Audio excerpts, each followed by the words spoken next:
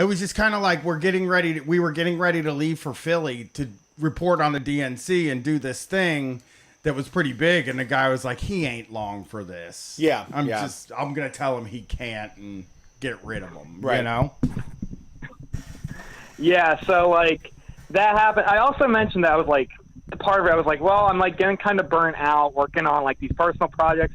And I wasn't really. I would work like 40 hours a week, absolute maximum. But like he told me when his boss said no, he was like, well, like you got to give us 100%. Like you got to stop working on that stuff a lot. Whoa. And I like he was kind of giving me like, hey, stop working on that. And I was basically like, all right, I'll work on it a little bit less. But like right. I tried to make it clear I'm not gonna stop. And then like I stayed for like another month. And then I used a bunch of my PTO because I didn't get that paid out when I left. And then I had my performance review. He was mostly cool. And then like a couple of days later, I quit. Well, I put in like 2 weeks or whatever. But yeah, and funnily enough, after I like sent him a letter, my coworker, who is like the guy that I report to, he was like, hey, like, did he fire you? Because I guess my coworker, during his performance review, he spent part of it like trying to keep my job because my boss was worried about my motivation or something. Yeah. Or like, or how he phrased it, like my morale. Like, he told me in my performance review, he was like, someone told me that you seem disengaged. And I think it was a lie because like literally 100% of the time I was there, I was disengaged. Like I'm certain, like, I don't think I was acting that different or anything. But I mean, I ended up quitting. I didn't get unemployment because he didn't fire me, but it is what it is, I guess. Yeah. I mean, once you revealed yourself as somebody that they can't, like, that isn't willing to just be there 5 days a week, 40 hours a week, it was like, we need to get it was like, it's just get him out of there. Yeah, it does feel like, though, it does. I have never really, and maybe I'm just being naive or whatever, I've never heard of a job saying like, hey, quit your side shit. You know what I mean? Quit what you're passionate about to focus 100% of your energy on this thing that you're just doing for money, you know? Yeah, and also it's not the right way to do it. I mean, I think that they probably would have got a lot better work out of you if they would have just let you do it. Mm-hmm. Oh, yeah, I agree totally. That's actually, like, something that's, well, I guess not explicitly that, but, like, in tech, from what I understand, it's a pretty common thing where you have to sign inventions clauses. Like, I had to sign one, and it was like, if you use our software or like, use our computer to do something on, we own that. Or if, like, if you make something while you're here 6 months after, and we're like getting into that field, we can say we own it. Right. Okay. And yeah, it's ridiculous.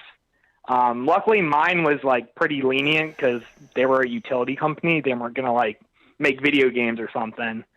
But it was still like very nerve wracking to see it. I remember whenever I signed it, I was like uncomfortable with it.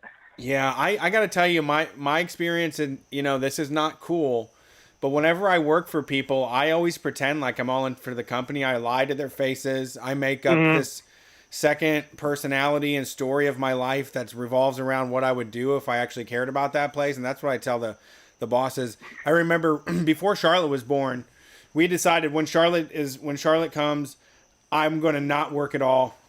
I'm just going to stay home with her. But I was trying to make cash. And I got fired from a job I had like 6 months before Charlotte was born. Like, he fired me when Erica was fucking pregnant.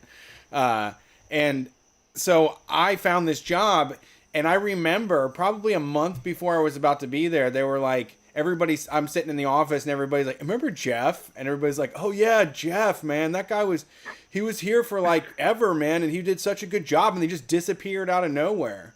And then I'm just sitting there talking, and like, and then I did the same exact thing a month later. Like, I was telling them I wanted to work on being like a coach or a manager. I was like interested. I was like, I really want to take on more responsibilities at the company. And then I just never contacted them ever again. Like, they didn't know anything was coming, and then I just disappeared.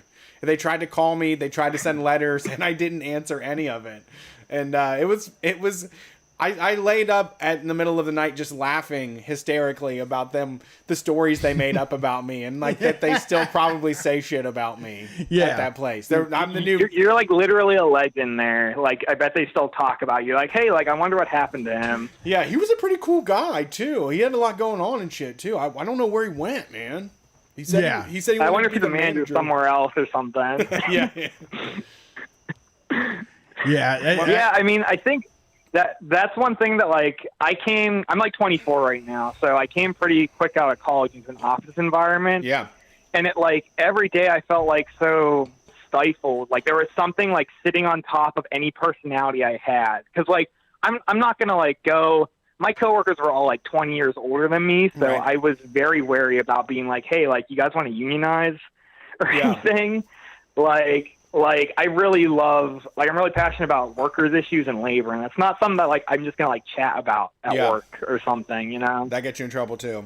Yeah. I mean, it's kind of like if you want to keep the job, you know, it's weird because it's like I would encourage anybody to try it if they think it's possible, but if you just think it's like sort of a lost cause, then I totally understand. Like.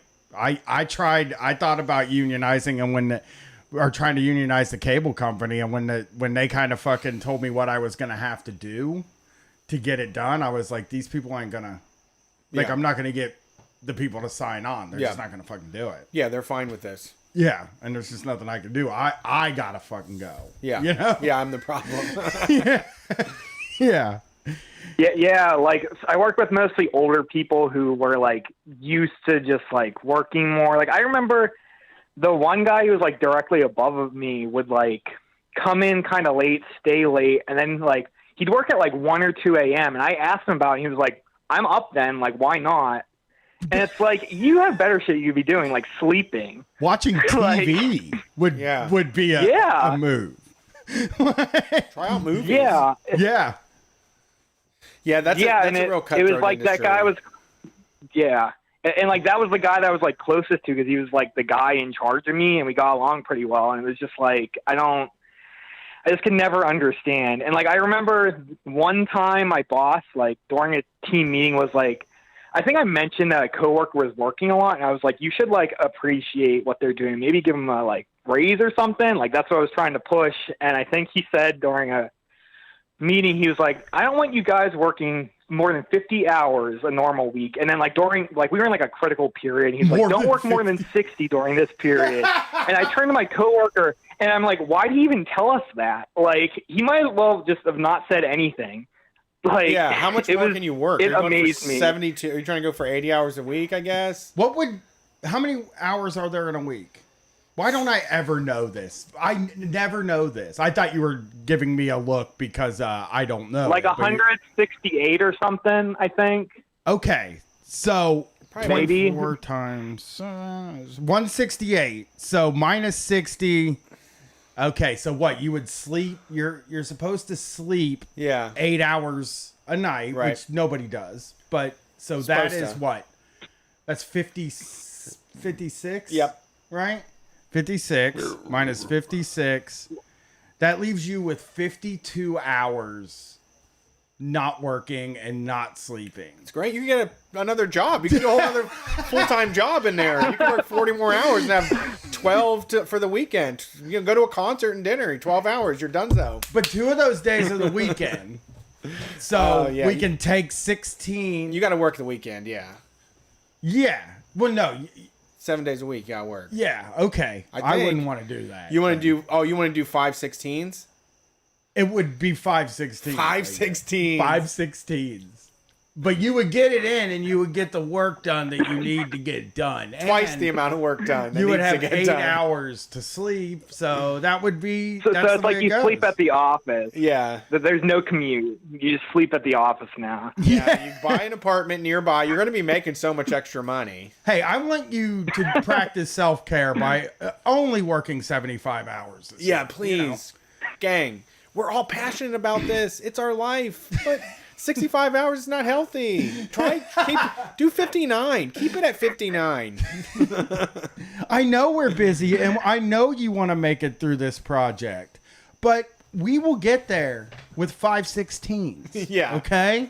Like, don't put yourself out. You know, don't miss time with your family. Right. I mean, when you're looking at 52 hours and then you take away the weekend, right? Well, yeah. It's 24 hours. And then you think about, okay, I get off work. If you have a kid, right? And they said there were these older kids, right? So you then start to think about, okay, I then 4 hours after work is just gone. Gonzo. It's yeah. just nothing.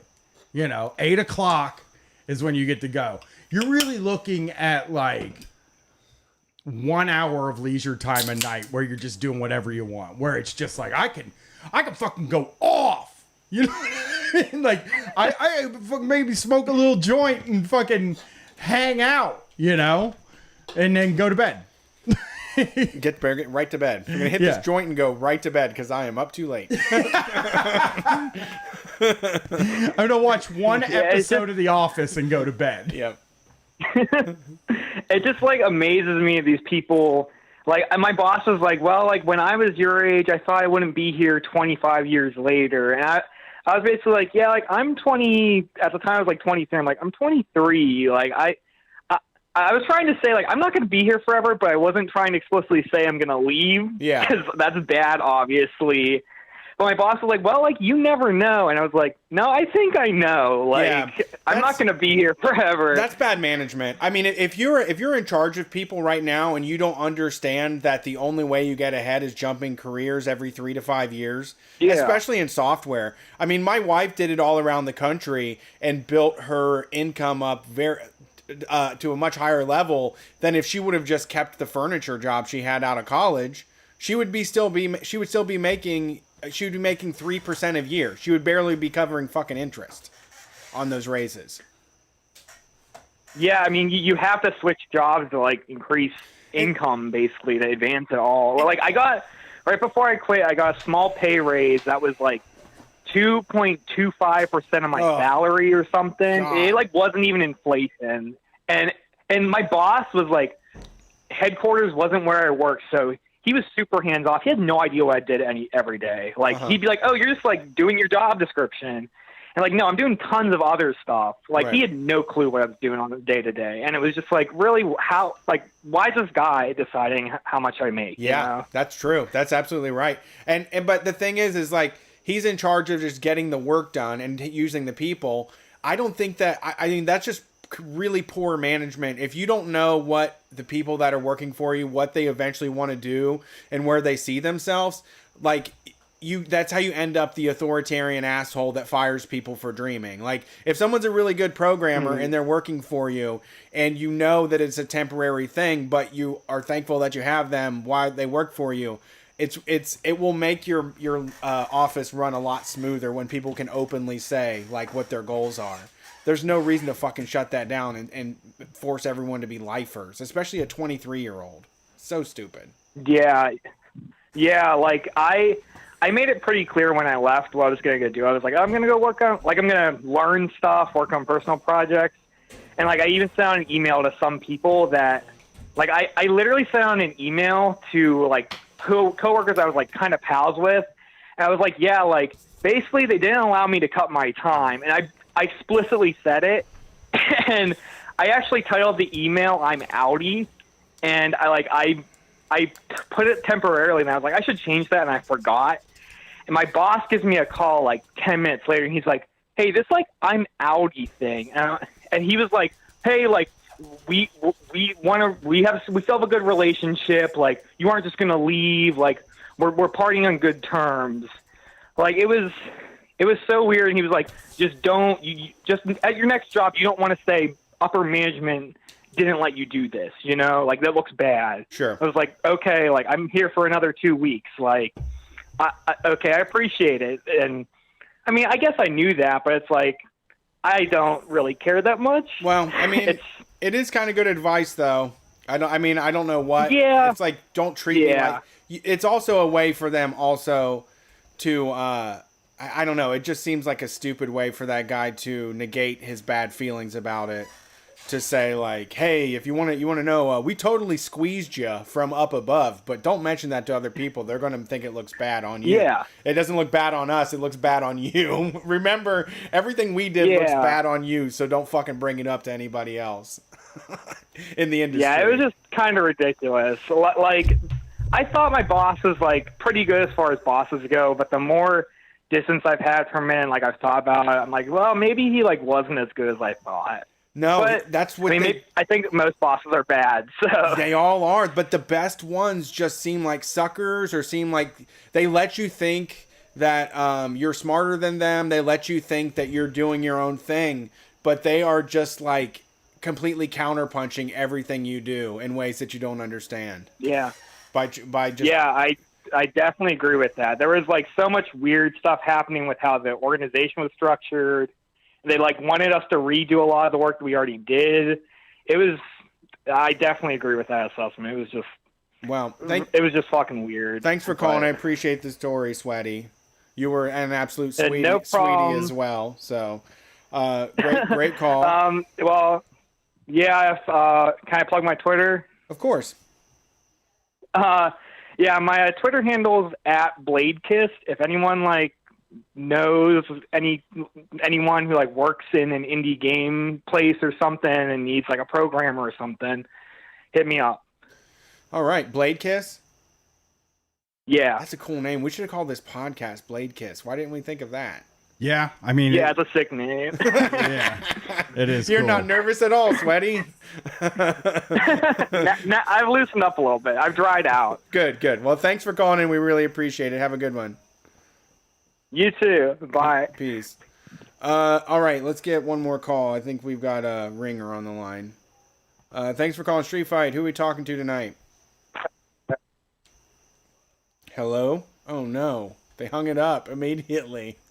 Really? Yeah. They lost it, yeah. Like, I picked it up, and they hit something. You want to wait it's right a here. second? I was going to say, yeah, because it's not quite break time anyway. Thanks for calling Street Fight. Who are we talking to tonight? Did I get back on? Yeah, you're on. Oh, cool. My name. I'm going to say my name is C, just because I'm going to talk. I want to talk generally about like the tactics that I've seen a small handful of nights in Portland. Yeah. And I also want to plug if anybody knows people who are in the SEIU union, that there's a drop the cops from the union campaign happening, and I want to encourage people to get in touch with those folks. All right, C. So you are in Portland currently? No, I live in Oregon. Okay, cool. I'll just say it. That's enough. So they live nearish to Portland. Okay. And so I mean, it's like, how many days has it been so far? Are we over 100, right? Today's 101, I believe. Okay, Fuck. Thought so. I didn't even realize that.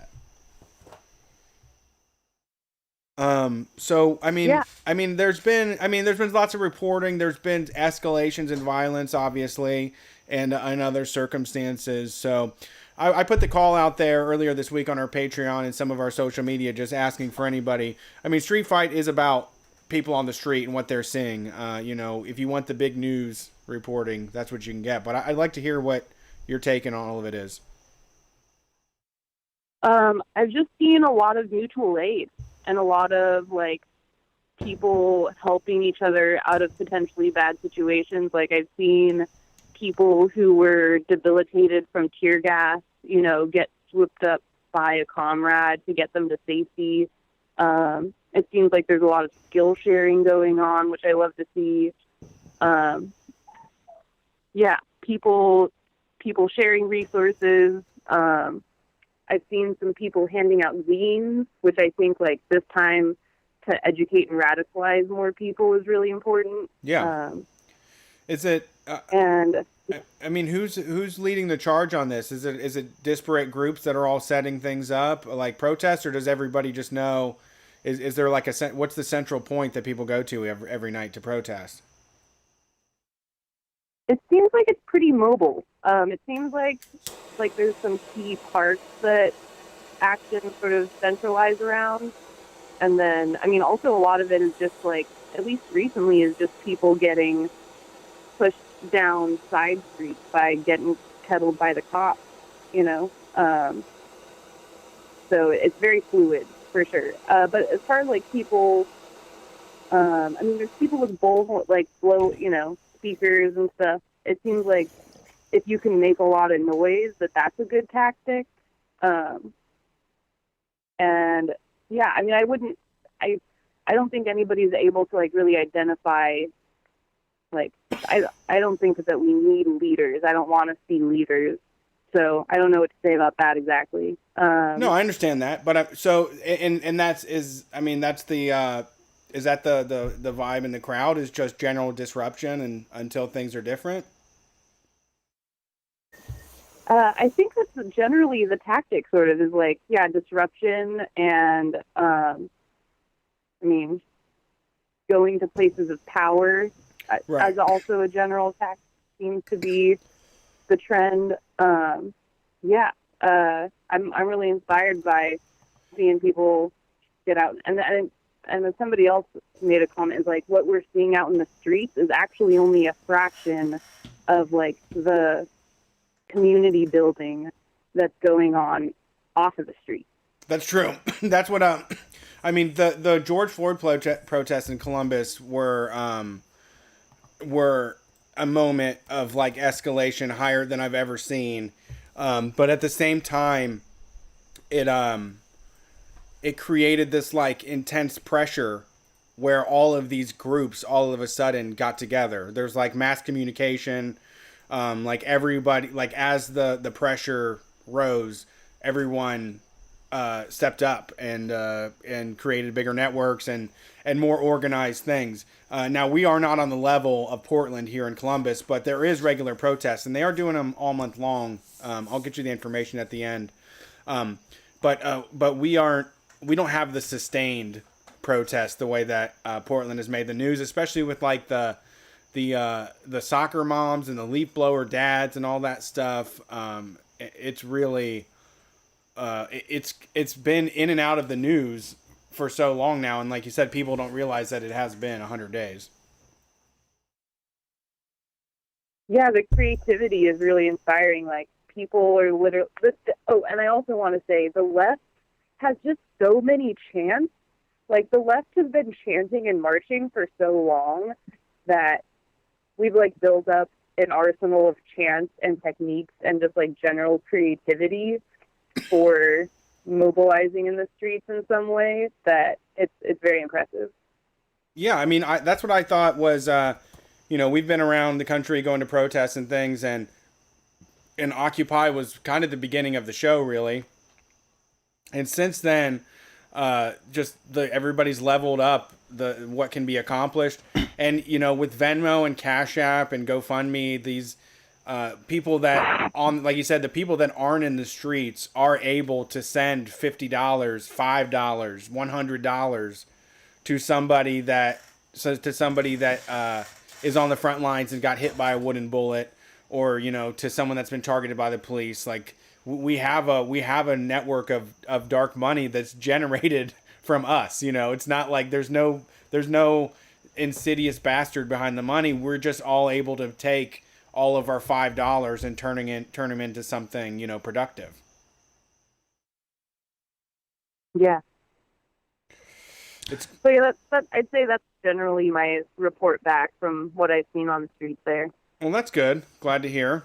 We appreciate the call. It's also like really, it's good to hear that there are things being built outside of the protests, because I feel like we maybe missed the opportunity here to build an infrastructure for that type of protest in Columbus, like that we didn't seize on that and figure out how we can get in contact with people and stuff like that.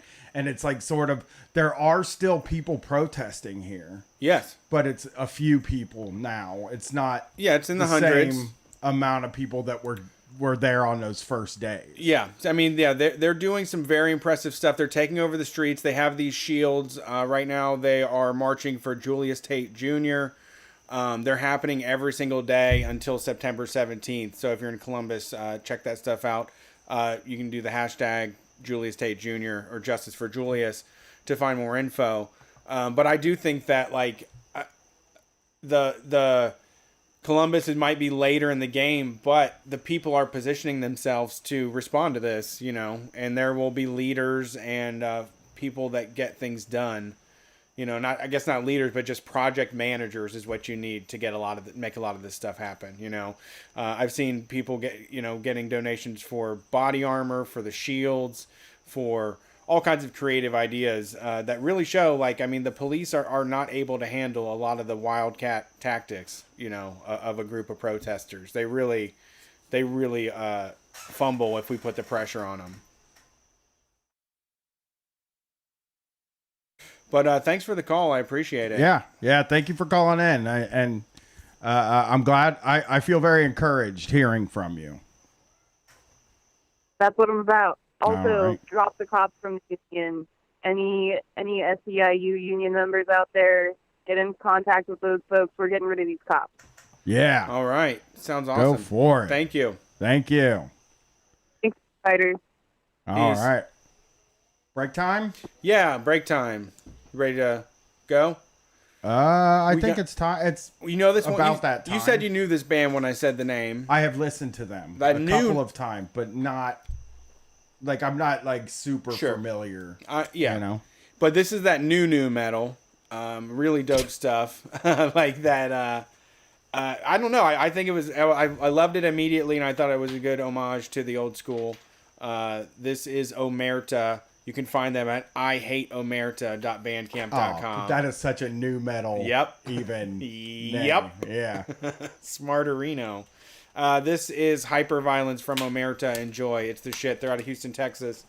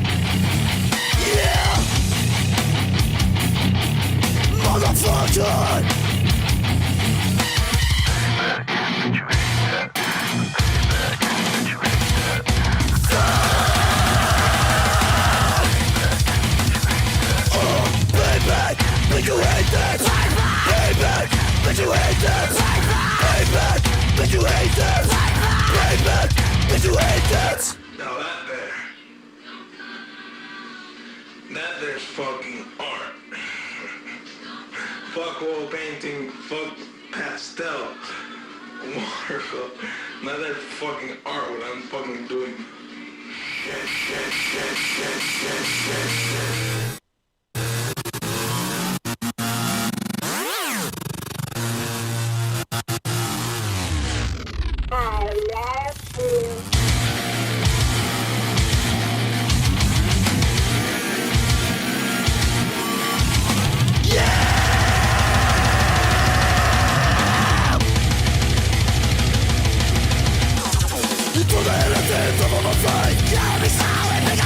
I'm feeling like a fucking little thing.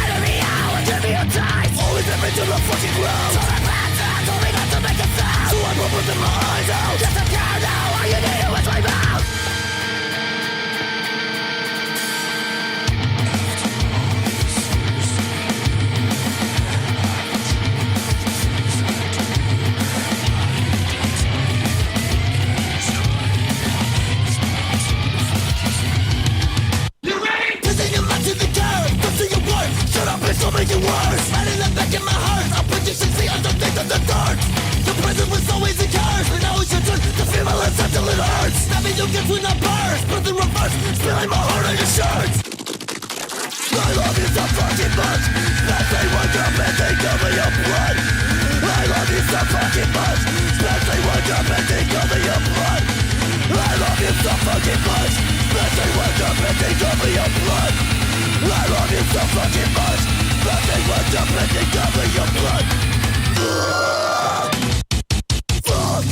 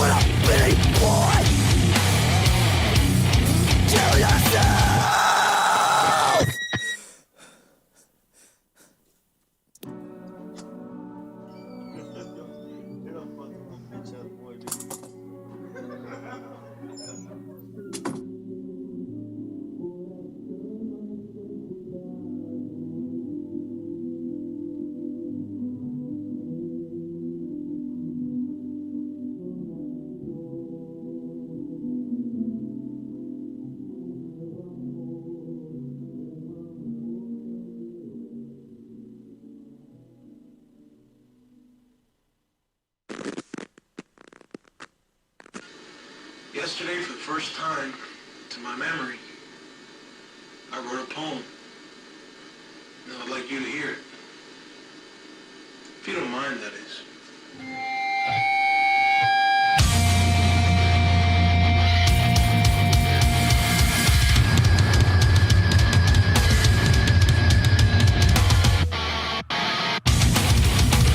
Garbage! Throw me out! Garbage!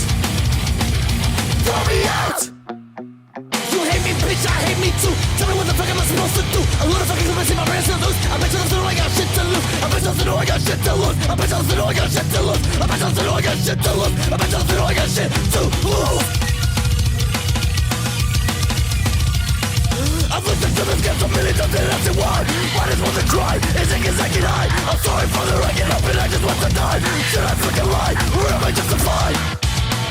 It doesn't keep on fucking stuff, you're my biggest mistake. Why are you this way? I can't fucking say. So what the geese and friends and so much you don't know this face.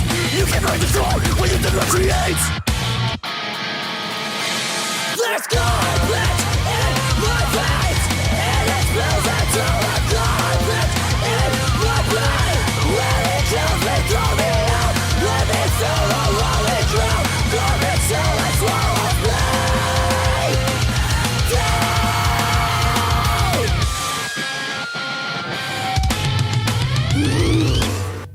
Fuck.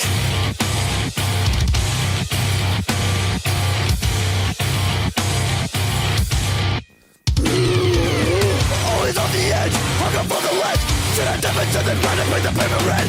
All the things you said running through my head. The Lord of life explodes the light before the turning eye. So I open my eyes and she opened her eyes. She told me she would give me love if I give her my life. I told her the sign and she told me I'm mine. Garbage! Throw me out! Garbage! Throw me out! And it spills into the garbage in my blood.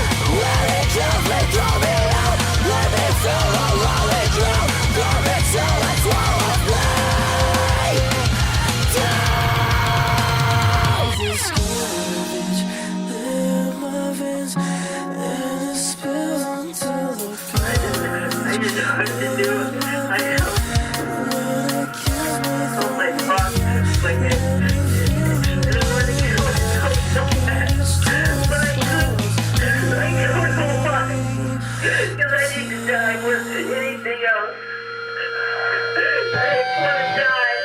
There's garbage in my veins, and it spills into the garbage in my brain. When it kills me, throw me out. Let me feel the rolling ground.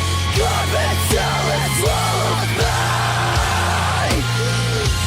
down. There's garbage in my veins, and it spills into the garbage in my brain. When it kills me, throw me out.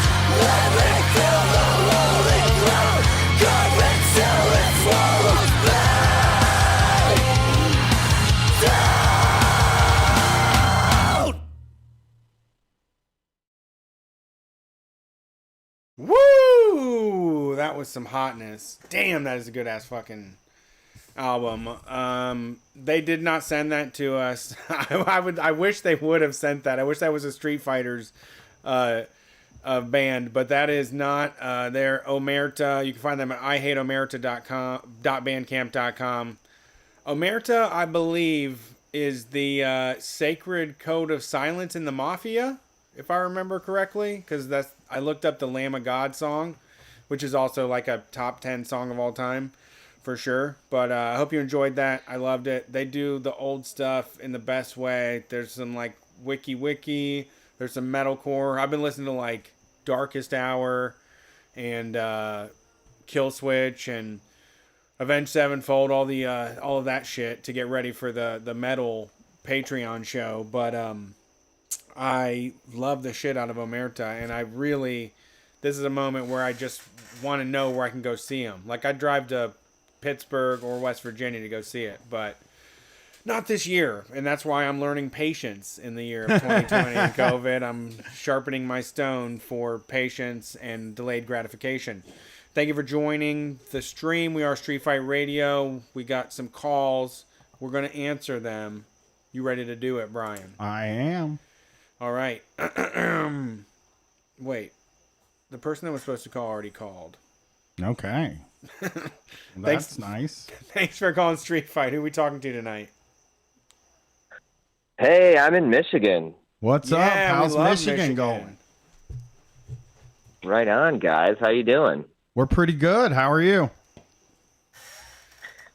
Great. I was hearing you talking about getting a boat. I was going to say, my friend's an average dude. He's got a nice boat. A nice one? There's a way. Yeah. I mean, it's nice now. It's nice now because, like, he made a plan years in advance, and he got a living situation close to the water, and then he bought himself, like, an old, broken-down boat. And he kept it at his house, and he just worked on it weekends forever and ever, and now it's a nice-ass boat he's got. Well, that's not something. First of all, not close enough to water where we are. Yeah, if I'm doing that, it's gonna have to be like a Camaro.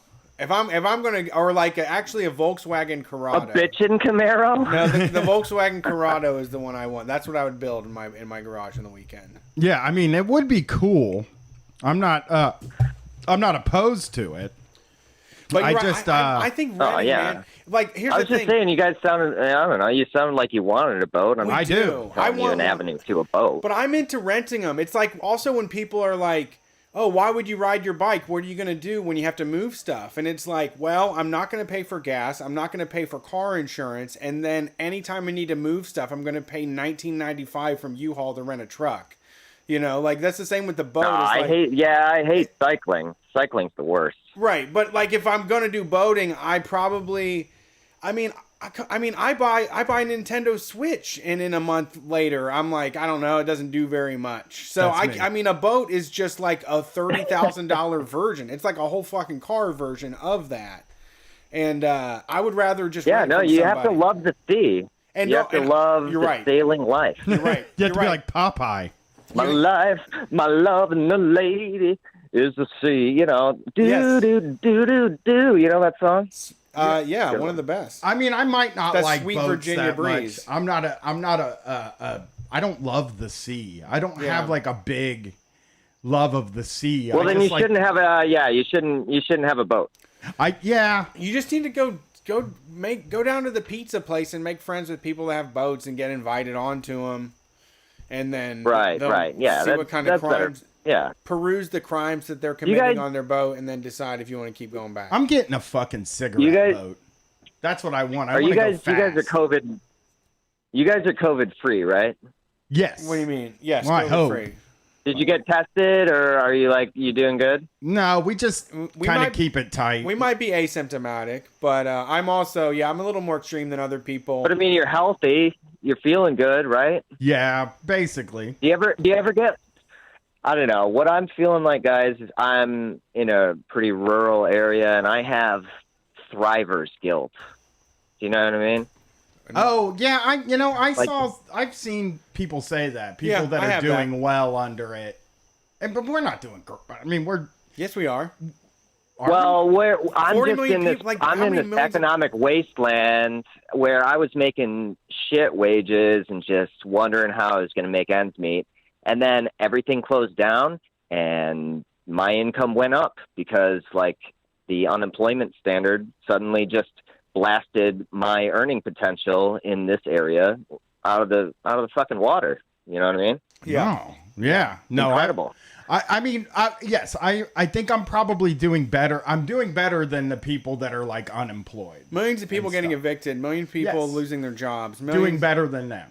Yeah, and But like not like doing better than I was before. I don't think. Are we? Oh, I mean, like, I'm doing better than I was before because as soon as the unemployment kicked in, I got that, the stimulus, the addition to the unemployment, which Yeah. just kicked me up into a weekly rate that I was never able to earn on the starvation wages that are offered in this area. So I still suddenly ain't- my situation drastically improved as hundreds of thousands of people around me died, Yeah. Yeah. which was weird. Yeah. Super but weird. That happens to everybody. I mean, they said it was like one of the greatest increases in wealth in like the history of the fucking nation. Well, or but something. for rich people, just yeah. because they handed out $600 to people. It changed. It like moved the needle way higher than anybody could ever earn. Yeah. Yeah. It's not wealth. It's Sure, whatever. But Yeah, know. even to get I'm even just to get being, even to get a few crumbs, out here in the like opioid epidemic wasteland was kind of a crazy thing. And then that's the fucked up thing now is Labor Day is Monday, guys, and tomorrow, and who made sure that we got some more relief on this Labor Day. yeah, At least in my state, Donald Donald J. Trump got us Orange money. Man. Donald effing FEMA purse strings fascist dickhead Trump did it. yeah. I guess. Well, let right? me tell you what. I never got my first stimulus, so I'm still. I can't. You didn't? No, I haven't. received it. My friend just got it. My friend just got it like 2 days ago. So I don't believe. I'll believe it when I see it. I'll believe it when I see it. I think that definitely I've been targeted or something, but I'm not. I don't count that money until it's here. It's like gambling. How do we know we're getting it? I'm solid. like looking now. There's a second one? There's not a second one. I don't think happening. there's a second one, Everybody's is there? mostly normal right now. I think everybody's comfortable with everyone. No dying. second. He pulled some FEMA money and shot it into everybody's unemployment if you're getting unemployment. Oh, okay. extra unemployment. Okay, well that's the good. shit. And whatever states were able to catch that money and get it out to their people The other thing, efficiently. and that unemployment too, like people that are getting $400 extra a month, that's not going to them. Like that is being spread around to other people that couldn't get the $400 a month as well. You know, like you said, Word. you have a good point, Brian. It's not wealth, like it's more money for people to eat and have housing security, but it's not really any type of wealth. It's nothing that you hang on to. Yeah. No, it's survival. Yeah, it does look like he's trying to send money, but you know, who knows? I think it's, you know, it kind of feels like they're not going to do a second one, and I feel like that is real failure of I hope that people look at it as like a real failure of government, period, of our government, period. Yeah. Like this is fucked up that they didn't give us another stimulus check. And now we're Well, I heading think we need labor. We need labor power back, guys. We need labor power. makes so sense. I want to talk about. Do you guys how do you talk to other people at your work about how much money they make and how much money you make, and getting together and talking about whether it's fair around the workplace? How do you open those conversations? We're not successful organizers at all, but we could put you in contact with people if you want to do that. You know, IWW is a good start. But if you want to do serious unions, and you could do like, you know, reach out to SEIU and all those places, and there's plenty of people online with those resources too. I mean, Poogie, read out to Poogie on Twitter. I mean more like informally, because there's no way that I'm gonna get big time organization to happen. I'm talking about just talking. I think like just, I mean, it's hard to do because people are so conditioned against it.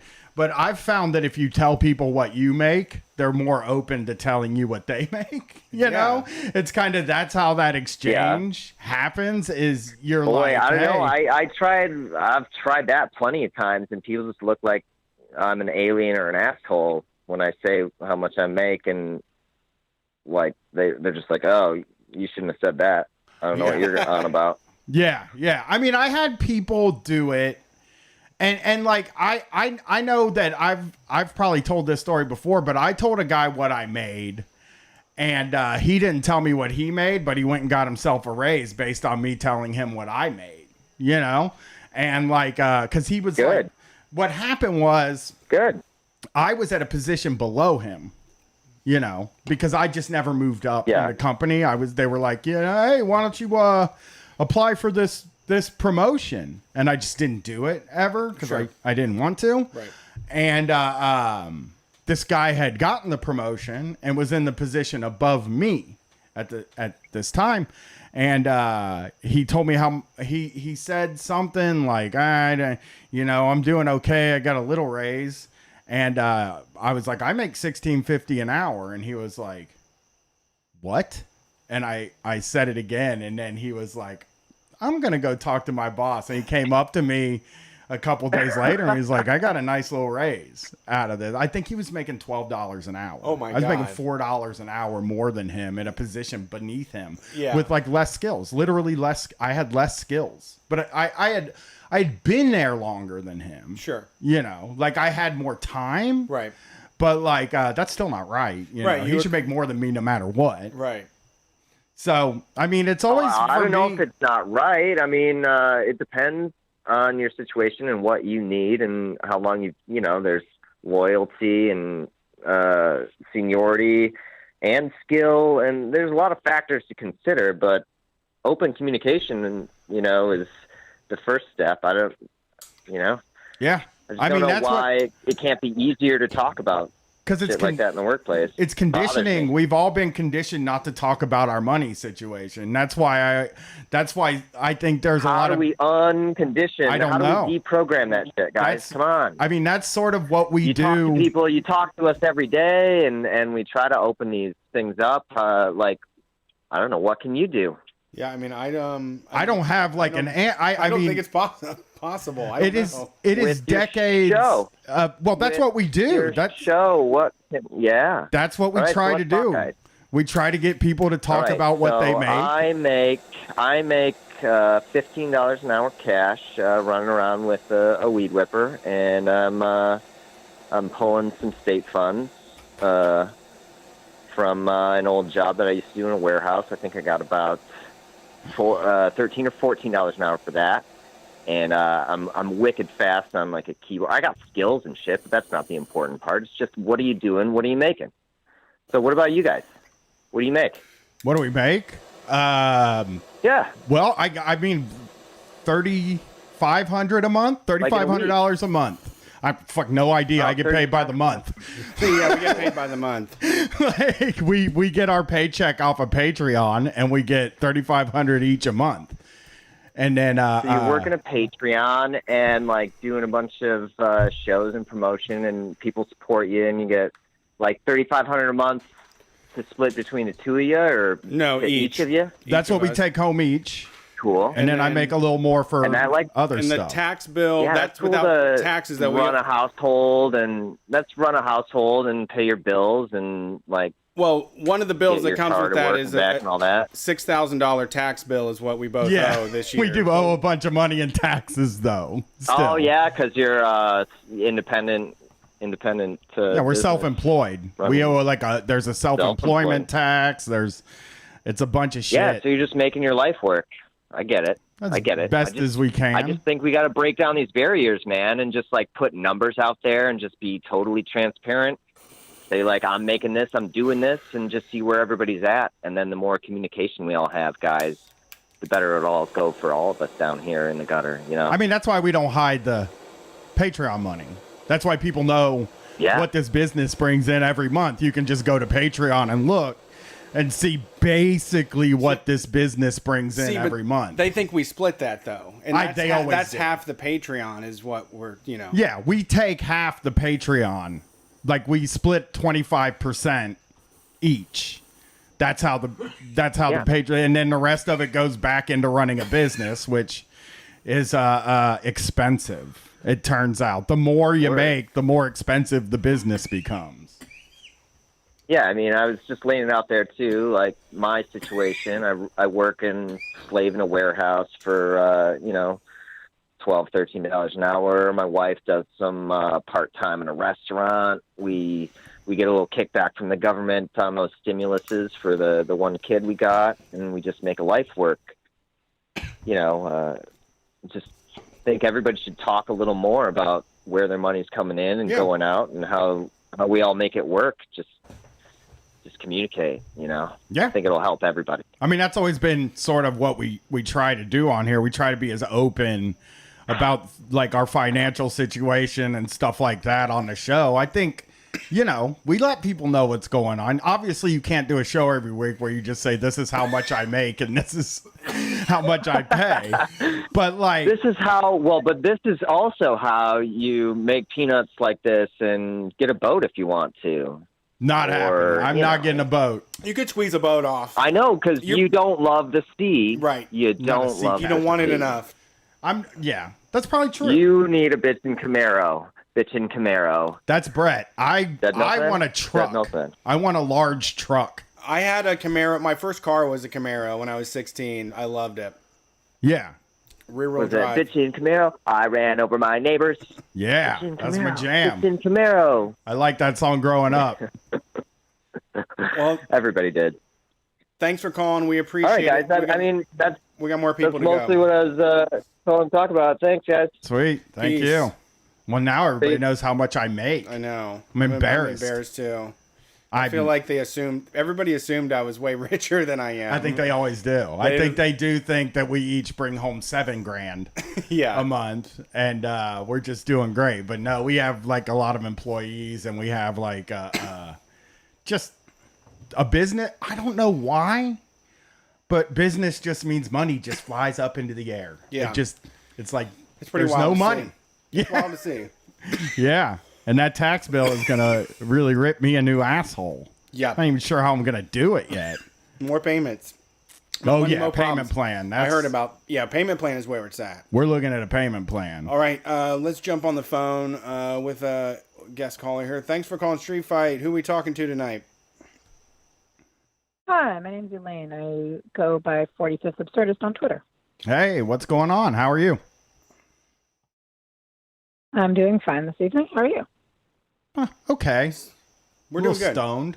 I think the show's gone good Yeah, so far. I've We've had all some good great calls. convos. Yeah. Interesting stuff. It's hit all the everything. But I reached out to you because you are in Portland right now, and we're trying to get some on the ground reporting from people that are there to let us know what's going on.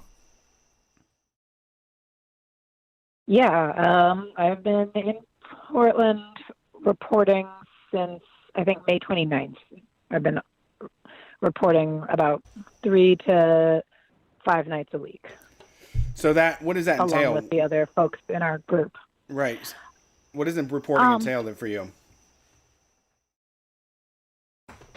Reporting for us entails being on the ground, filming police, filming protesters, we do a lot of live tweeting of the protests to keep people updated with what's happening every evening, as well as going out to jail support, interviewing protesters and arrestees, and trying to get a bigger picture of how things are changing over the course of the months. Right on. Months that have passed. Yeah. So, like, how long have you been? How long have you lived there? Are you a lifer? Or? About a decade. Okay. And I guess what is your how do you feel the situation has changed now that we're over 100 days into it? What do you think? Where do you think the initial stuff started, and what has it morphed into? Well, Portland has a interesting history of a lot of historical racism in the city. Oregon itself was founded as originally to be in a whites-only state. Right. And Portland has been grappling with that history for a long time.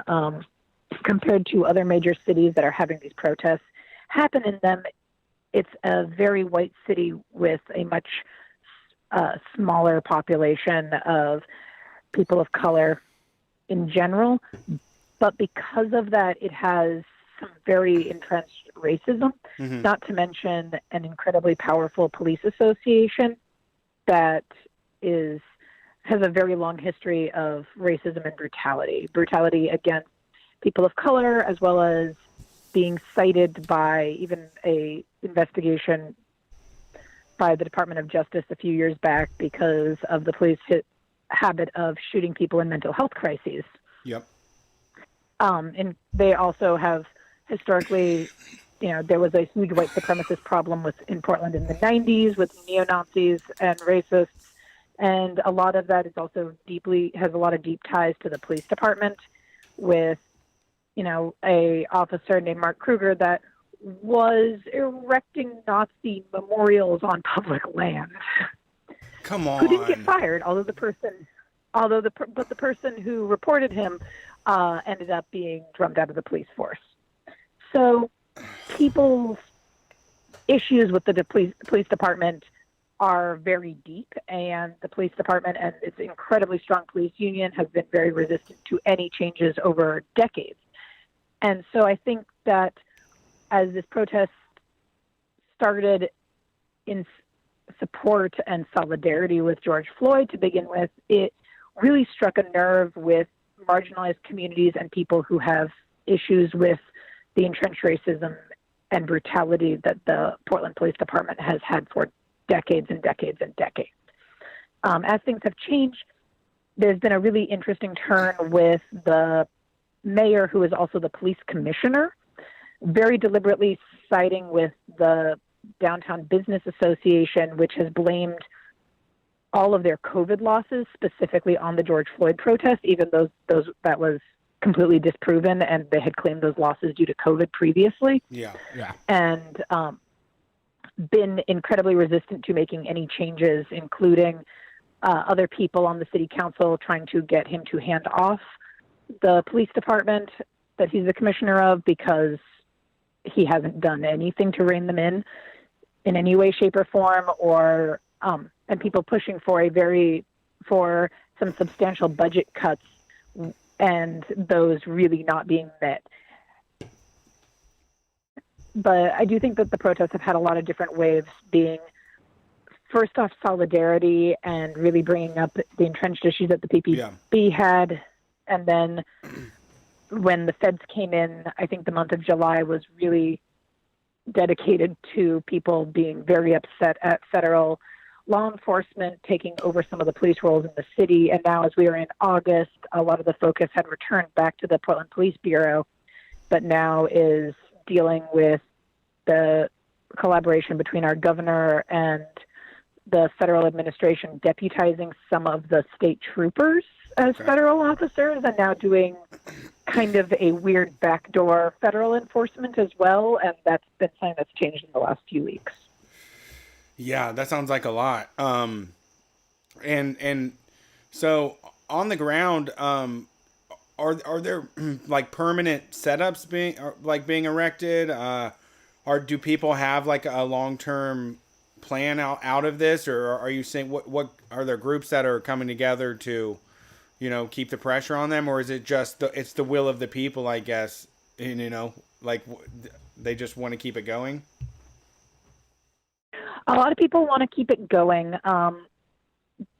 There's been a very large push for continuous pressure. There are organizing groups working that have been around for many years, like Don't Shoot Portland, that are doing really good work on an administrative and judicial level in the city, working on trying to get changes made. There's pressure that's been put by Care Not Cops and Care Oregon that are doing things for trying to do defunding work.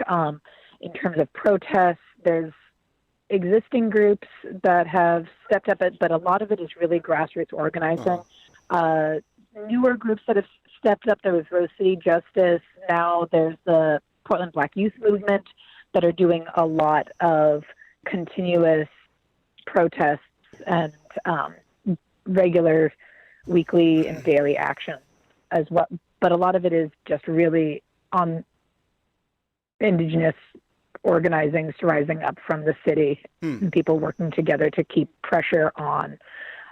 But by and large, it's interesting because I think due to Trump's comments and a lot of the things that have been broadcast on a national level, Portland's getting a lot of attention, even though for being on the ground, a lot of the things like there's fires and stuff are very small dumpster fires and really nothing compared to what has actually been seen in other cities in terms of looting or burning businesses or the types of really intense actions. But Portland is getting a lot of attention just because it's been a very continuous slow burn. Yeah, that's what I have to wonder. We went to the J20 protest when Donald Trump was inaugurated, and there was a moment that we were right next to the burning limousine after it had been lit on fire. Concussion grenades were going off with regularity, and there was a moment where you just had to take a break, and we walked about 2 blocks away, and I just remember this woman running with headphones in, and she had no idea what was happening, and there was just like this street battle, and she was like fully decked out in her best athletic gear and just ran right past us, and we had just been like trying to test the authority of the fucking police, and they had no idea what was going on. So is it like an isolated situation, or what is the layout of the city, I guess? Like is there no-go zones yet? No-go zones. When the federal officers were in town, the area around the federal courthouse and the city, the main precinct downtown, there was pretty much actions every single evening. Okay. And the police have definitely made their presence known and also really raised awareness of their actions by tear gassing large swaths of the city when there are protests at the precincts. Last night was an example. There was a protest that was trying to get to the East Portland precinct, and the police just utterly tear gassed a huge area of suburban neighborhood near the precinct in order to prevent protesters from getting anywhere near. But the actions themselves are fairly isolated, and it's pretty easy in most situations to walk a block or two away and mostly have not realized that things are going on. Honestly, federal and officer tear gas, or especially in the early days downtown when they would end and worked on dispersing protests by declaring the entire quarter of the city that is downtown Portland off limits, and then driving around in riot vans and just shooting riot munitions off the vans at fleeing groups of 2 or 3 people, made it more obvious than anything that the protesters had particularly done. Yeah. Yeah. Go ahead. That's what it seems to be, that like the reason that it's looked at as sort of this out of control situation is because, you know, if you turn on Fox News, they are reporting on Portland. They're one of the only people reporting on Portland. One of the only mainstream things that are reporting on Portland. And, you know, they do make it look like a war zone. Yeah. And like just being experienced and being at these sorts of actions and stuff like that, you know, this is something that, like, if you live right in that area, which generally these things don't even happen where people live, then you're not affected by it at all, really, unless you're there. But I think they have people freaked out enough that it's like, yeah, it's roving mobs running through the streets and ripping like suburban people out of their homes and, you know, dyeing their hair green. Yeah, dyeing their hair green. So I mean, the only things I've seen of that is streets being tear gassed and residents coming out of their houses. And there's been a few instances of people coming out of their houses because their houses were getting tear gassed and then getting arrested by the police for being in an area that was declared off limits while they're on their own front lawns. Right. Yeah. That I heard that about Seattle. That was happening a lot too. Was where like people were had to close their windows in their apartment because they were tear gassing. They were filling the streets with tear gas. Yeah. And you just couldn't get away, you know? So that makes perfect sense. Yeah. And so I also want to ask, as far as like, what about like the right wing response? Like, have you been out there when the Trump parade came through with the paintball guns and all that stuff? Were you out there? Yes. There's been various big right wing actions. Actually, the week before the Trump parade, there was a large right wing protest, Back the Blue, rally against Marxism, whatever that's supposed to be. A couple of things that came together downtown. Okay. And that was definitely pretty intense. Having been around for some of the alt-right and Proud Boy rallies that have happened in the city before, it was a rather large group of Proud Boy and far-right people that came out. I guess it was, at this point, 2 weeks ago. And that was pretty intense, especially because those folks are, you know, coming armed and showing off guns. And, you know, there was a firearm shot in the air a few weeks ago, and some of the stuff that's really led up to some of the more recent violence that's occurred. And definitely, you know, while there was someone shooting paintballs at the Trump parade, the car caravan last weekend, the week before that, they were definitely shooting those hard plastic practice pellets, and got some bruises from those because they were just shooting Yeah. at people. Like airsoft, I guess. But yeah, no. It was they were the practice paintballs. They're the the size of a marble and just about as hard that you can shoot a paintball gun. Fuck. Oh, I get it. That sucks. Fuck. Wow. They were shooting the Trump people. So Yeah. Smart. well, I mean, one of the other people I work with a lot had his hand broken by someone swinging a metal baton. fuck. Like a base stick man situation. That guy. Yeah. So, yeah, it sounds like. I mean, are you sort of optimistic about maybe something coming out of this? Whether it's just like more organizing between organizations, or like as far as like really, kind of getting some of the funding taken away from the police. I don't know. We have a pretty big mayoral race that'll be coming up. One of the candidates has a huge public safety plan that does involve quite significant defunding and refunding of other services. I think that's something that in Portland really, really needs to happen. We have a lot of resources. There was a first response, like mental health crisis clinic that, as part of PPP budget cuts a few years back, they closed down because the police had not been using it to take people in mental health crises to. Yeah. There's definitely work that needs to be done. There's a lot more pressure for those things to happen.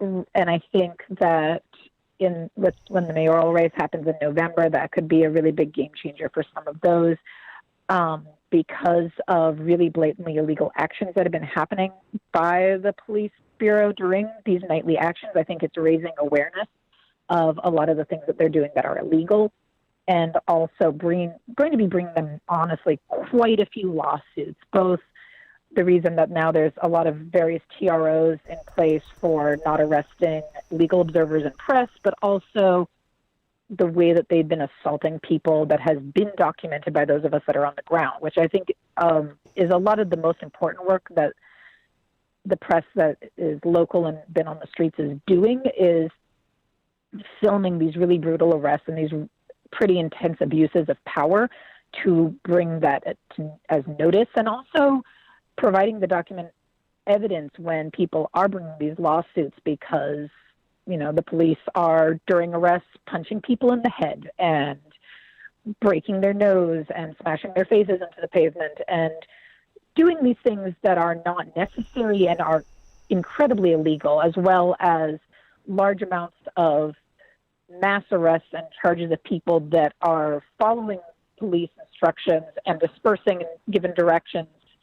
And I think that as these lawsuits start really rolling in, that will probably encourage the city to do some significant defunding or renegotiate police contracts. If not, then I actually don't know what's going to happen, because if the city continues on its path of really trying to downplay and ignore the abuses that are happening, the protests are going to continue.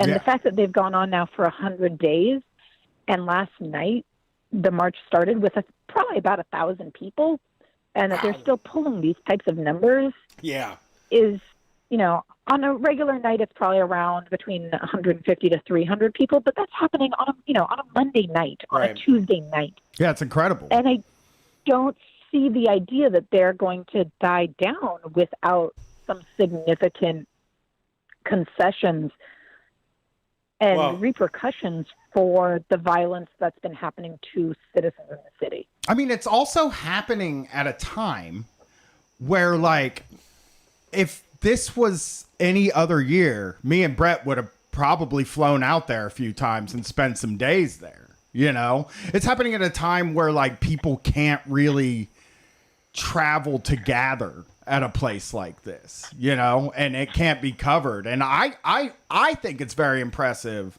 that people like you are covering this thing and like making sure that the word gets out about this stuff, and that many people from that city and from that surrounding area are able to do this every night to keep the energy going for over 100 nights. Yeah. Because I have watched the energy die down here. I watched the energy die down, you know? Yeah. And it's impressive that, you know, there has to be a pretty decent organizational infrastructure in Portland that this is able to happen. Yeah, and I think this year is really, I think it's an important year, the same way people look at years like 1968 with some of the worldwide protests and uprisings and things that were happening, or when Martin Luther King Jr. died and protests that were happening. And, you know, hundreds of cities were having riots and rebellions, because if it was just Portland, I don't know if it would have continued.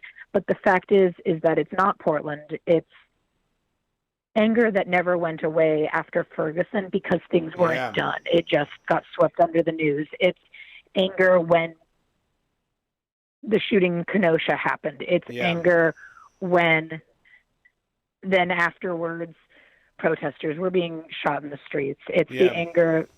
It's inspirational. This story is happening over and over again, and it's also happening at a time when people are losing their jobs and they're losing their houses. And, you know, in May, at the beginning of May, people were discussing, well, are there going to be general strikes? Are there going to be housing strikes? Are there going to be rental strikes? And that frustration and that fear and the joblessness and quarantine and COVID have not stopped. And I think this is an outlet for both the complete rage against the racism that has never gone away, but also the entire situation in which people are being treated as less important than property and less important than keeping the economy running. Yeah. Yeah. And I can't have seen a situation in the last 5 years where these circumstances would have come together the way they're coming together right now. And the fact that nationally police are responding with more violence and more brutality nationwide, I think, is also the thing that's fueling it. Like, you cannot have nationwide protests against police brutality met with more murders. Yeah. Yeah. They're fucking, they're ruining it. Nobody's listening. No one's paying attention. The presidential candidate for the Democrats doesn't give a shit.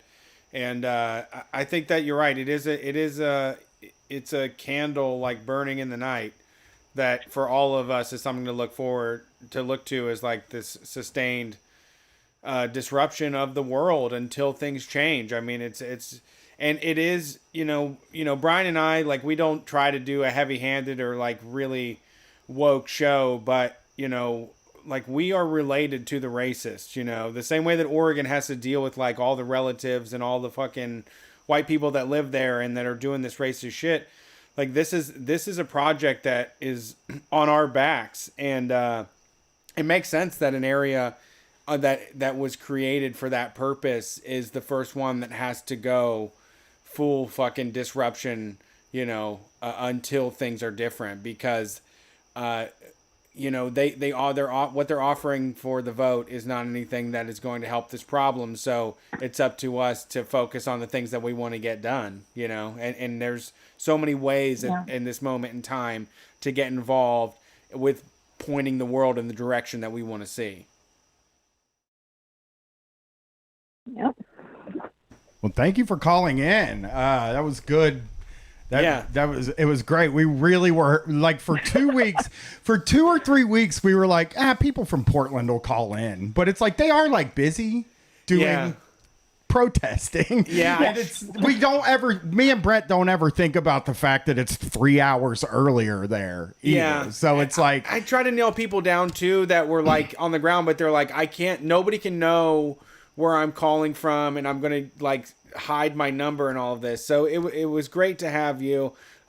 You are a wellspring of information. I'd love to have you back, 45. You're doing wonderful work out there. If you want to follow along, you are available at, what is it?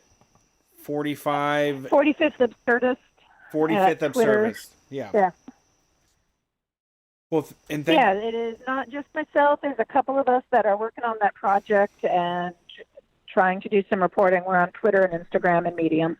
Yeah, and where else is there any other places you recommend for people to get dialed into the news of what's happening there?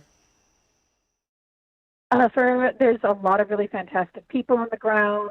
Garrison Davis at Hungry Bowtie. Robert Evans, I Write Okay. He also does the Worst Year Ever podcast, Behind the Bastards. He's out on the streets on a regular basis with us. There's Sergio Olmos, Mr. Olmos. He is out more often than anyone else I know, as well as Portland documentarians. There's a lot, Portland has really, no matter what kind of reporting people were doing before, and some of us that weren't really, people stepped up very early and have made this pretty much their entire lives. The Portland Mercury is a weekly, but has absolutely fantastic coverage of what's going on with Zelensky. There's a lot of really fantastic folks doing really amazing work. Yeah, that's great. Yeah. Thank you so much. Thank you. 45th the Absurdist on Twitter. We appreciate the call. Have a good one. Peace. Yes, sir. That was great. Yeah, really great. That was yeah, that was I'm easy. so intimidated by like the People people that are on the ground important there, people. and I'm bad at interviews. Yeah. You know what I mean? So it's like I usually you do the interviews in that like sort of realm they were for like- the whole street fight thing, you know? I mean, that felt like I was softballing, but we had like had no rapport. They had no idea what I was going to ask them, but it was just like go off. Like I just was like throwing shit. No, you're great at that shit. Like I'm good. I like at, to set people up to succeed. I think that like important part of my like moral compass and like my build is I don't want to be too jealous. And I want people to like be the best. Like I don't want to be the shining star all the time. I like to like be an assistant. I want to help somebody be like great at what they do. You know? I've always saw it. This is like kind of behind the scenes shit, but I always saw it as like you're good at interviews and I'm good at like making a show. Sure. You know what I mean? Like that's so I can do it with other people and make a show. But like if it's down to getting information out of the other person, don't depend on me. Yeah. I'm bad at it. I don't know how to ask the questions. I'm too self-centered, you know? Yeah. I like the winding conversation. You know, I think sometimes it gets too talky and people throw too much, but I want to be clear with it and you know, make sure that we get like the answers to what I really want to know. Yeah, for sure. Don't want to dance around it. All right, let's see our next caller here. We're gonna have to go to speed mode after this. We got 40 minutes. Thanks for calling Street Fight. Who are we talking to tonight?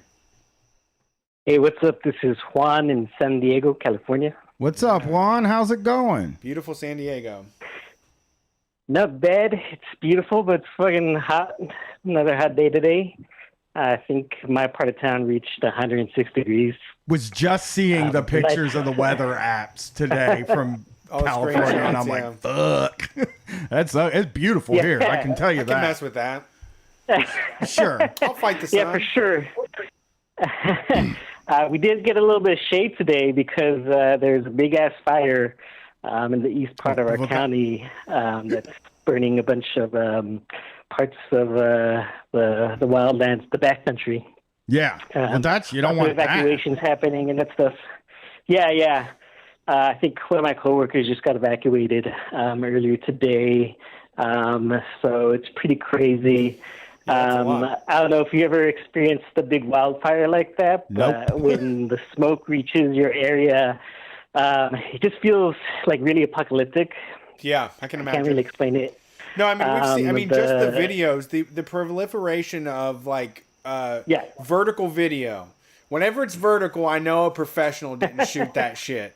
And when you're driving down the highway and it's just ripped in flames, it looks like and it's just like, all right, that's a little ominous. Yeah. And they're like, oh no, it's not gonna go past the hill line over there. Don't worry about it. And you're like, I don't know, I don't like to see it. I don't want to fucking looking at it right now. Yeah. There's never been. I would struggle to even think of a time where I saw a house fire. Yeah. Like, I can't even think of a time where I saw one happening, you know? One of our longtime listeners, John and Sarah, they had like bug out bags ready to go, which is one of those moments where it's like a thought experiment for me. Like, oh, what's my most important shit that can fit in 40 liters of duffel bag? Yeah. But like to actually be on edge, like you can't do anything else except for be like, I hope that fire don't fucking get here. Yeah. Yeah. I mean, that's it, really. I mean, I would be so, the thing is, I don't have a lot of like priceless stuff, you know? Smart. So you mostly have Carnival glass frames on. I have a bunch of Carnival fucking mirrors junk on the wall. Yeah, I have just a bunch of junk, really. I mean, you got some Rory Blank originals. I do. I actually do have good art on my walls. Drew Toothpaste and Rory Blank stuff hanging on my walls. So I will say that I would probably try to save that. But I'm just saying, like, in the grand scheme of things, there's probably $500 worth of stuff in my apartment. Yeah, I would guess, and a lot of that's T-shirts, which I would bring in my bug out bag. It would just be neatly folded shirts. Just neatly folded T-shirts. Yeah, fortunately, I live in a part of town where I don't have to worry about. I mean, if a wildfire reached my area, then shit would be pretty fucking bad. So, so it's not the forefront of my mind. So I don't really have a bug out bag. But I mean, since we're in California, all of us are technically supposed to have one because if a big one hits or whatever, like we gotta self-sustain ourselves for a minute just in case. But yeah, so whatever. I'm calling tonight because I ran into my first shoeless masker at a store yesterday. Ooh, barefoot is legal. Masks are mandated. Barefoot is legal. Yeah, exactly. I follow the law, and the law says you have to wear a mask. Don't say shit about shoes. What was the? I saw a shoeless guy one day downtown Columbus, Ohio. Right, Main Street, High Street. Right, that's the main drag through the city where all the stuff is. And I saw a man walking down the street without shoes on. Slapping on the pavement? He was wearing a mask. he was wearing a mask. But it just was like, this isn't somewhere where you... I just don't feel like... I feel like that's a place where you have shoes. No, you got to build up a callus. See, that's what's weird. So where did you see a shoeless person? Was it in a store? Yeah, it was at a restaurant. It was Little Caesars. I went to pick up a Han Ready. I went to pick up a Han Ready, but they didn't have any Han Readies ready, coincidentally. So I ordered a pizza, and I went outside. I noticed the guy standing there, but I didn't notice he didn't have any shoes at first. Yeah. I turned around. I went outside to wait whatever minutes, and then I went back inside. And the guy goes up to the register, and I look down at his feet, and he has no shoes on, but he has like a mask on. So that's like my concern nowadays. I'm just looking around to see if people would have a mask or not when I go inside places. Me too. I don't give a fuck about shoes anymore. Yeah. I also get really. Also get like really when somebody's not wearing a mask inside of a place. I get this like rage that builds up in my body.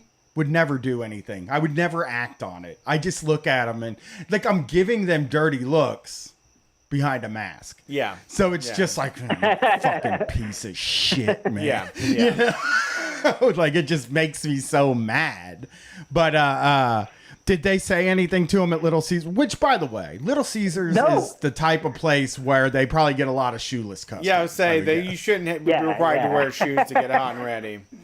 If you're just gonna be in there like to get it, I mean that's That's a limited amount of time. But definitely keep that COVID exhaust. Keep that mouth covered the fuck up. Yeah. I will say this, though. So the mouth is the exhaust. The nose is the fucking vacuum that infects you. Like, that's how you would think of yourself now. So you have to trust. I want to point this out to you because we got a lot of callers on hold, but I want to point this out to you. You maybe are losing a little bit of vigilance because you did notice the no shoes. But I guess if you look at a person's face and they're wearing a mask, you're then allowed to look to see if they meet all the outdoors and public requirements. Yeah. He had a pretty serious mask on. I'm pretty sure it was like a N95 mask. He was wearing it properly because he could have fucked around like no shoes with like a shitty mask or whatever. Yeah. And just like force people to deal with him. But he had a really good mask on, and he was just standing in front of inside the store, like the whole time, I guess. Yeah. You can't, and as far as I know, the employees didn't say anything to him. No, they shouldn't. Like Brett just said, COVID don't get in your feet. You can't get it from your feet. Yeah, it's fine. You know, and you're probably not that. Eating with your feet unless you're a freak. No, you're out in there. You're hot and ready. You need to get it out and go. Yeah, you're not like smelling your feet. You're not like putting your face on your feet. So I think bare feet is safer than bare hands. We should honestly be wearing fucking gloves over shoes. Gloves over shoes. Gloves That's our over shoes. documentary. Okay, I'm against that, by the way. But gloves over shoes should be the barefoot is legal fucking mantra. Yeah. It's like you have to wear gloves. You would spend money to be safe. Why don't you gloves, buy a pair of nice reusable gloves? Yeah. Well, Juan, thank you for calling in. That is a really highly encouraging story. Yeah, I like it. Just one thing to plug, if that's okay. Yep. Of course. On Instagram, they only have an Instagram page, unfortunately. It's SD Bail Fund. It's obviously a bail fund for a bunch of protesters and other people as well that, they need bail, get out of jail and stuff like that. So SD Bail Fund on Instagram. All right. The D.D. McClure Bail Fund? That's the one. All right, I'm on it. I'm following. It's just SD Bail Fund. Yep. All right, I'm in. Thank you for calling. We appreciate it. There's hope. There's hope for our, people think that thinking the earth is flat and they don't have to wear shoes is like nonsense. But, that's not an outrageous way to live your life. You can follow all of the communicable disease information and also need your feet to breathe. You know what? My shoes are too damn wide. My feet are too wide for some shoes. And I suffer from a Morton's neuroma, and I need to just flatten that shit out. I need to get my bare foot on the ground sometimes. You are a shoeless dude a lot of times. You're a shoeless guy most of the time. I'm with you. Also, not having a dog in the backyard and being able to run around without expecting to step on dog poop is like the best feeling in the world, because all my life I could never go outside because I was going to step in dog poop accidentally if I had too much fun, Yeah, I agree. I mean, I never was a shoeless guy. I told the story when I was 17. When I was 17, I was out on my front porch smoking. I flicked my cigarette butt in the yard, and I got up and went to walk across the yard, and I burned the bottom of my foot. That's one occasion. That makes you tough. Number two. That makes you tough. It hurt real bad. Like when kids get hurt, some of them I'm like, you need to get over this. You need to learn how to get over this level of pain. That's a heavy level of pain, though, stepping on a cigarette butt. People do that for, sexual No, they expression. don't. And then the other thing is, I just got stung by a couple bees in my, early adult life, where it's just no, I'm a shoe guy. Dude. I'm always going to wear shoes now. I'm never going to walk in the grass without shoes on. One of my proudest moments ever was we didn't go there. We got invited to Williamsburg, Virginia. We were trying to do anything besides the colonial shit. So we went to the James River, and I was walking barefoot, and I stepped on a bee, and it was hanging out of my foot, and I got to pull it out in front of my wife and kid. and they thought I was like the toughest guy in the world. They thought I was a fucking cowboy. They thought they were just like, this is unbelievable. You got stung by a bee and you're going to play in the river and everything? This is amazing. That's ridiculous. But, you know, cool. It's powerful, I guess. Yeah, but I didn't throw him in. I didn't How eat old it. were you? I don't know. 8? No, when Charlotte was... Oh, that's like 5 or shit. 6 years ago. Yes, getting stung by a bee hurts, but I think... That's what I mean. You can show off. I was a dude that, like, I got stung by Charlotte a bee. was probably 4. This is probably like 5 or 6 years. Well, she's older now. I don't know her age anymore. This is probably like 4 years ago. Yeah, I lived in D.C. I get stung by bees. I'm also a guy that is like really afraid of needles. So Yeah, like even I'm just not. getting stung by a bee is like getting a shot to me. Is like getting any of that stuff. I'm afraid of them. Yeah. That's why I didn't get on heroin when I had my opioid problem. It just that I knew heroin was never going to happen. Yeah. Or intravenous heroin. Yeah. I just knew it was never going to happen because I would never choose Needle. to shoot myself up with a needle. And it's not the pain. It's the fact that you're sticking something in my vein. Yeah. That I don't want to know I have veins. I don't like to see veins. I like to think that I gained weight so I wouldn't have to see my veins anymore.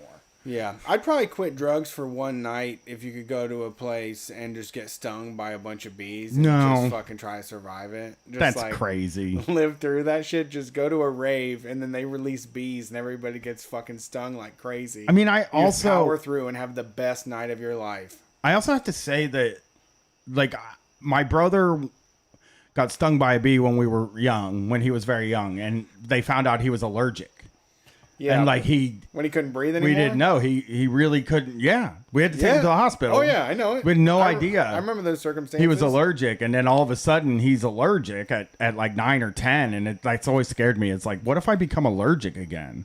It's like, you know, for some reason that didn't happen with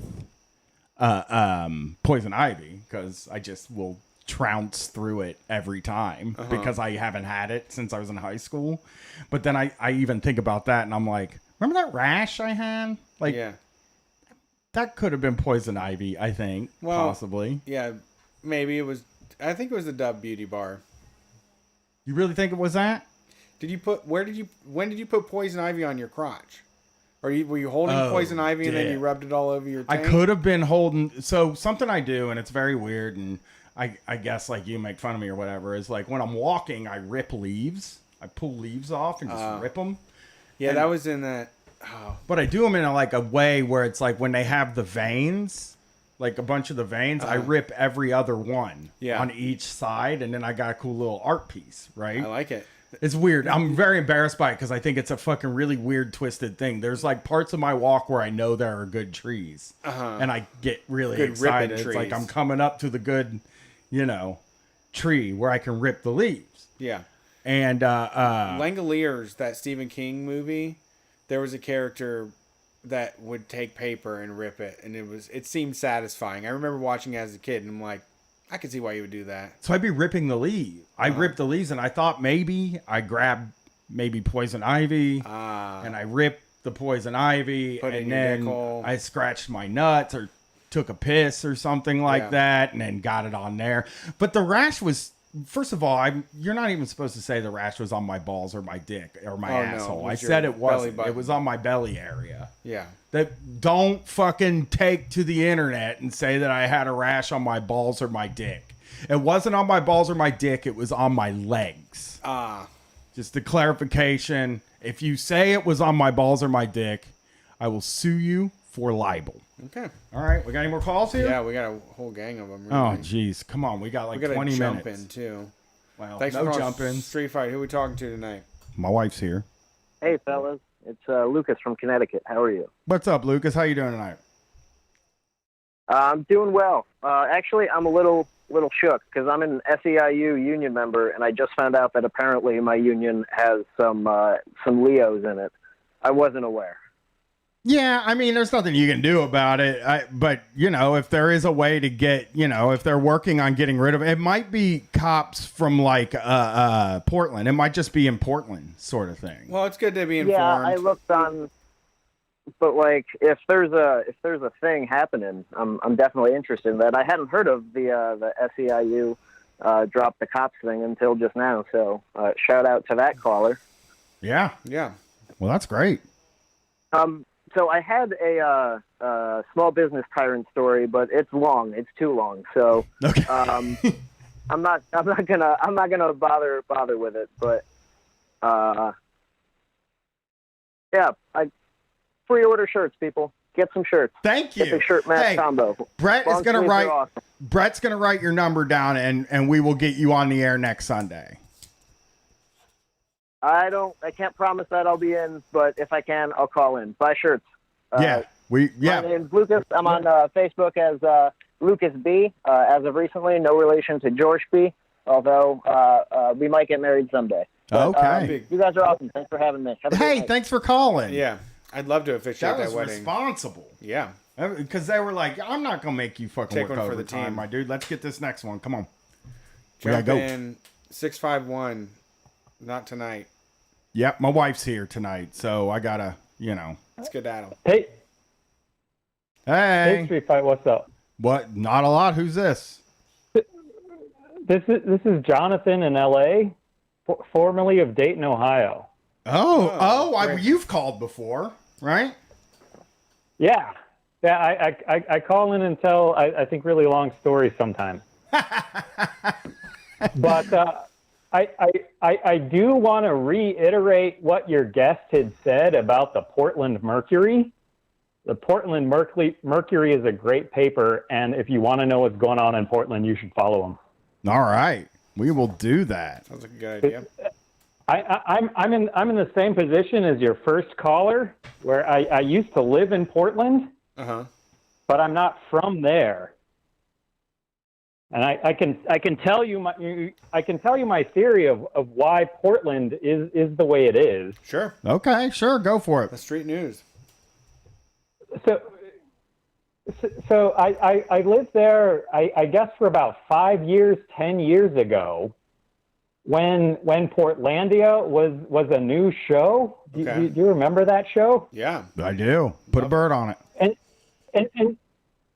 And so Portland has this reputation as being the kind of the capital of quirk. But I lived there, and I kind of saw the way that old Portland is put together.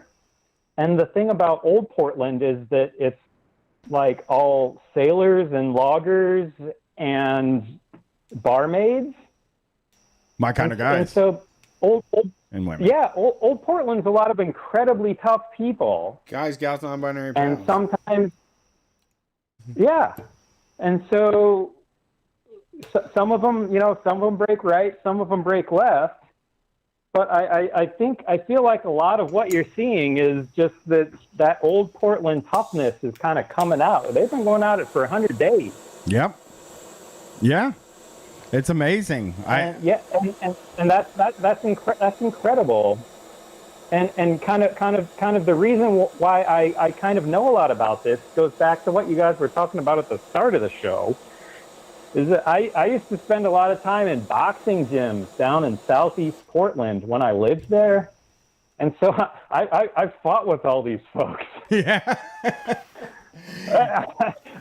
I've done rounds with all these. I've done rounds with all these folks in Portland, and it's kind of like you were saying. There's been a lot of times that I've gotten into the ring, and it's been a situation like, well, I know that I'm going to get my ass kicked, but that's just like how it goes. Right. Like, I'm a guy that has a pretty high pain threshold. I'll complain about it, but it doesn't necessarily bother me as much, And I just getting punched in the head is a whole other sort of pain threshold that I can't really deal with, But, I broke my wrist and didn't crumple up or anything or called 911. But I can't imagine boxing and then getting in the ring and knowing you are going to lose. You are going to lose, and it's going to hurt. Well. So this was actually more of the situation is that there are all those gyms down there, and there are a bunch of fighters who are training to actually fight, and there are a bunch of people who are doing it for fitness. Yeah. So I'm kind of more on the fitness side. so I was spending all these hours at the gym just doing conditioning. But then it's kind of like on the weekends they kind of have unstructured time, and so it always just kind of turned into Fight Club. Yeah. Yeah.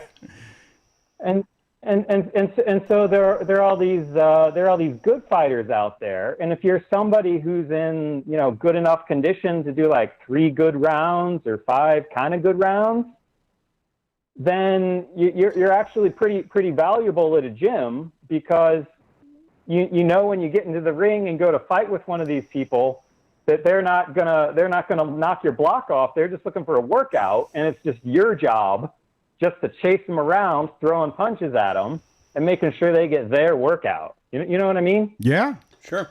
That sounds like the shit. I would love to punch people for my workout. You can do that. Yeah. No, I can't. So, yeah. I don't have it in me. Well. Yeah, and so it's actually pretty tough to lay a glove on these guys. But yeah, well, that's my theory of why Portland is as tough as it is. Thank you. Hell yeah, thank you. We appreciate the input and the call. Yeah, thank you for calling. We will talk to you again week. sometime, Peace. buddy. Somebody in the chat made a good point. CoIntelBro_ from Twitch said, that's actually me. From someone on the ground in Portland, honestly, the biggest reason it's continued is because of the nightly violence by the police. Nothing radicalizes like being on the receiving end of police violence for the first time. Makes you want to come out more. Yeah. Columbus did master this. We went there for the first couple... Sorry, I got so many burps in me. We went there for the first couple of days. It was concussion grenades, mace, all of that stuff. And then eventually they decided they wanted to play nice and that they were going to try to build a bridge, or that they were listening or had open ears, or they weren't going to do this or that. And that did help the cause for sure. But yeah, it ended up, taking heat away in the same way that like electing a Democrat will take heat away from a lot of left causes. You know what I mean? Where it was like, we should have stuck with it because it doesn't seem like we're going to get anything meaningful out of it. Yeah. And, but, Yeah. All right, next call. Thanks for calling. Thanks for calling Street Fight. Who are we talking to tonight? Hey, fellas. Am I on? Yeah. Yeah. Hello? Yeah. Yep. Oh, shit. What's up, boys? I've been meaning to call for like years now, and I never got through. But I'll keep it quick. I know you're trying to wrap up. My name's Eddie. I'm from Lancaster, PA. We've actually talked a little bit on Twitter. My handle is Eddie Lank. Okay. It's kind of a joke. Lancaster City is in Lancaster County, so like local rappers and shit will be like Lank, and it's kind of funny. Okay. But anyway, I'm like real Lank. tired. I don't really have anything to say. Yeah, it's kind of cool, but like super hokey too. I don't we think go so, by man. C-Bus. Yeah, I mean, So- I think that one of the big parts of Street Fight that made it popular was that we were proud of where we're from. And now at this point, it's a joke in the city that like, oh, everybody's so proud of being from Ohio or whatever it is. But at the same time, we haven't had our place in the sun. Like, no one is celebrating the fucking Midwest. Or unless we Lank. do it for ourselves. And no one's banging Lank. No one is saying, that you are the real deal. But you all y'all know you are. So you got to do it for yourself. Did we just lose I think we just lost the queue. I ran out of money. Well, I was trying to it's pay money. Also midnight. So I guess write down the numbers and we will get them next week. I deposited the money and I didn't do it in fast enough. There was like 85 cents when I checked the balance. Damn. Well, and sorry, listeners. We have to pay for this. So like, shit happens, Lank, I don't even know what that number was. Yeah. Lank, reach out. They said their Twitter thing. So yeah, we'll make sure Lank gets up front next right. week. We'll get you on here. All right. Well, that's the call-in show. Thanks for calling Street Fight. We appreciate it. Sorry for the technical difficulties that happen wasn't sometimes. like technical. It was more financial. Financial problem. I need to set up I need to do an auto pay thing. We need to be more upfront about our money and the amount of hours we're putting in and the amount in our bank accounts. We need to be more upfront about that. And we just had 85 cents in the Colin Show costs like $60 a week to do. That's being upfront. Yeah, that's about it. $60. Thanks for listening to the show. If you want more of what we do and want to support the show, head to patreon.com. We are making big changes. This is happening this month. October 1st is when all this takes place, so you need to do it by the end of September. The $1 Patreon subscription will get you access to all of Shocktober Volume 1. And then we'll be releasing shows once a month. Probably Holy Boys is, I think, what's going to be next. $3 is the digital zine and all those shows. $5 is just going to be video and premium audio like Holy Boys and Shocktober 2. $8 digital zine and all that content. $12 a month. Now you'll just get the physical zine. We had to do all of that. If you head to patreon.com/StreetFightRadio, I just did the second episode of Small Business Tyrants with Nick and Naomi from Means TV. And I broke it all down why the fuck we have to make changes. Yeah, and 21 days till Shocktober 2. Just gonna throw that in there. 3 weeks till Shocktober 2. 3 weeks to go. Begins with Opie and Anthony. Yeah, that will be Brian and Felix from Chapo Trap House covering the shock jocks of the past. The folks that paved the way for what we do. Summer's still there. You know, they're still doing things. Opie as well. still does it. Yeah. Anthony still does it. Jim True. Norton still does it. Howard Stern they all still do. All the people I'm covering except for Don Imus, who we decided to pick up because he died. Yeah, it's great because then you don't have to like keep that. You can do it one time and then next time you don't have to go back to it. No, dude, he was doing shock jock shit though. In 1977. I know. That motherfucker was telling dirty jokes on the radio during Watergate. I listened to his stuff. I was like, what the fuck? Yeah. I agree. I mean, like, some of the stuff that you showed me of his was like in historical context, it is hard to make sense of. Right. I mean, the dude had like John McCain on his show. He had like fucking Mitt Romney. I listened to Mitt Romney cutting it up with him, just telling jokes. Yeah, dude. Having a good time. Oh, if I sent you this audio, you wouldn't fucking believe it was Mitt Romney. They're in front of like a live audience, and Mitt Romney's just fucking roasting Don Imus and like making fun of him and shit. And they're like having like Imus is acting like, oh, you know, I don't want to mess with you. know what I mean? And it's just like I was like, God damn, dude, that dude really was like powerful. He was like a powerful dude. To have those guys come on, none of these other guys could have got Mitt Romney. Howard Stern could never get Mitt Romney, and he's probably the most likely to be able to get a guy like that. Yeah. You know, Don Imus, you almost, if you were a Republican, and even like John Kerry is another guy that went on there a lot. But if you were a Republican, you almost had to make peace with the fact that if you get to that Senate level, you might have to go on Imus's show, which is just, and Imus is like horrible, like racist, like just a real piece of shit. So it's just, it'll be an interesting show. Rush before, like what he, I mean, just like a complete foundational part of that, like ideology, really. But the thing is, he voted for Obama. Whoa. The first time.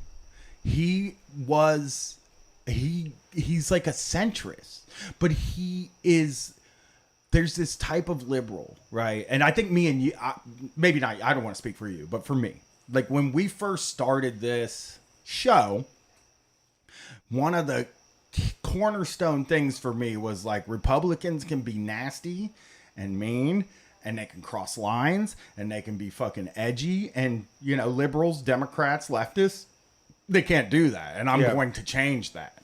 But I tried to do it in a way that aligned with leftist values. Yeah, shitting if that on the makes flag sense. and the troops. Right.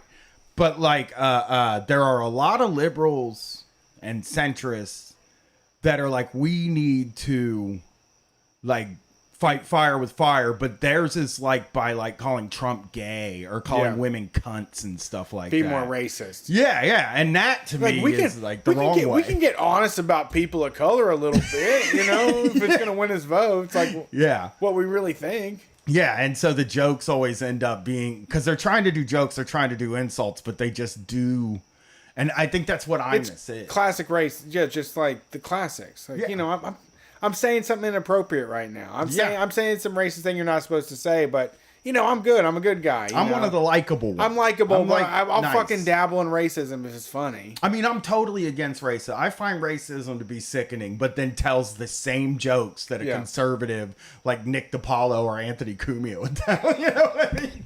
Yeah.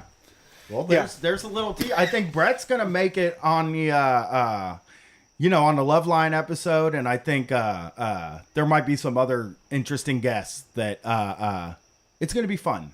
You know, I think it's gonna be a very fun show.